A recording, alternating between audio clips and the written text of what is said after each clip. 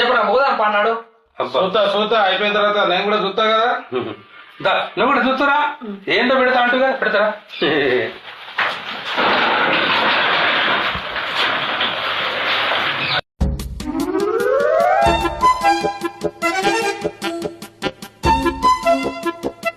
అగో అన్న దా దా దా దా నీకోసమే చూస్తానా దా.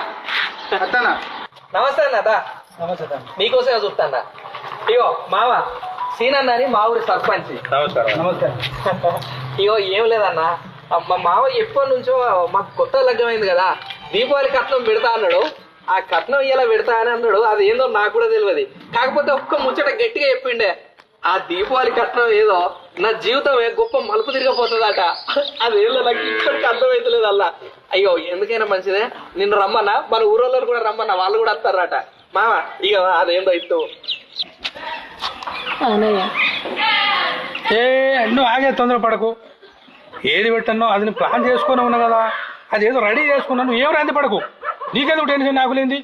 అయ్యో ఈ సర్పంచ్ నేను తీసుకొచ్చిన వాళ్ళు, నేను మాట తప్పుతా అనుకున్నావా? మాట తప్పటం కాదు, బరాబరి పెడుతుంది కట్నం. గట్టెందుకు కట్టనవయ్యా? దీపావళి పండుగకు నువ్వు ఏదో పెద్దది పెడతానని అనుకున్నాడు, అందుకే మాకు చెప్పిండు, మేము వచ్చినాం. అయ్యో సర్పంచ్ సాబ్, మీరు ఇంట్లో కూర్చోరి, ఆ కట్నం అయితే నేను పట్టుకొస్తా. ఇంకేంది మీరు